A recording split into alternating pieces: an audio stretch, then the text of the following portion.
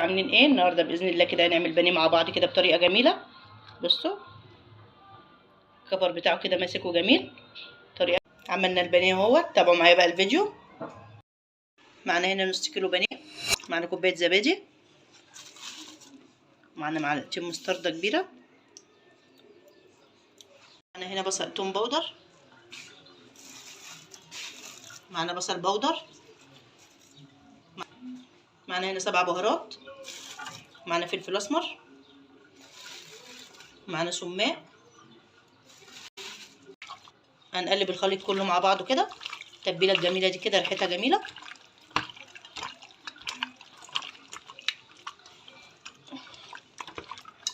كده نسيبها ساعتين في التلاجة تشرب من التتبيله اهي. معانا هنا نص كوبايه لبن.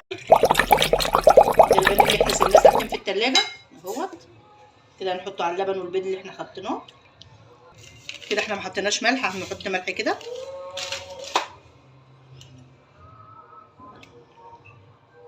كده كل الخليط كده مع بعض. الملح طبعا عشان ما حطيناش، نسينا نحط كده في التتبيله. معانا هنا ده بقسماط اللي هو بيتباع كده فيه كل حاجه، ده حار وده اللي هو البارد عادي. هنقلب كله على بعضه. انا حطيت بابريكا وفلفل اسمر وحطيت ملح.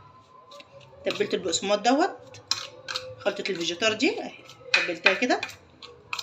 نقلبها بقى كلها كده مع بعض كده عشان ما يبقاش حامي قوي. حطينا من ده على ده كده.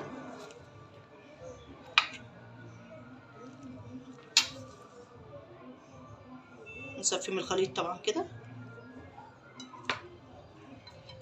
بصوا نصفي خالص. نظبط بقى كده. بصوا بالتك كده ندوس عليها كده عشان الخليط كده معانا. بصوا اهيت. بصوا كده جميله ازاي. هنعمل واحده كمان معاكم اهي. بصوا لازم نتك كده عليها كده عشان الكفر كده ما يفكش مننا اهيت. هنحطها بقى اهي. بصوا هنظبطها كده ونحطها في التلاجة نص ساعه كده عشان تمسك نفسها. كده عملنا البانيه كله اهو. الكفر بتاعه كده عشان ما يقعش هنحطه بقى في التلاجة كده نص ساعه. حطينا معلقتين زيت كده في القلايه كده. هنحط البانيه كده. الزيت بتاعنا سخن اهوت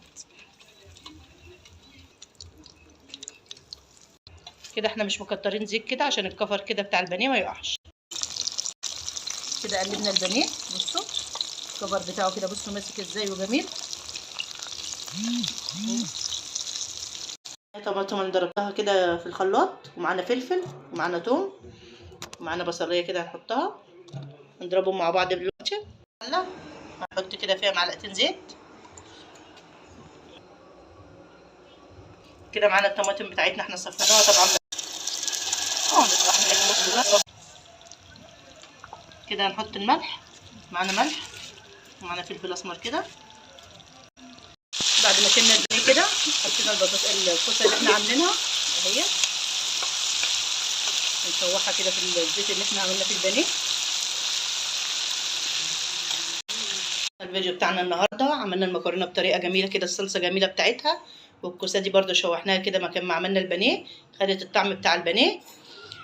ان عجبكم الفيديو ما تنسوش تشتركوا في القناه وتفعلوا زر الجرس، لايك وفولو للصفحه.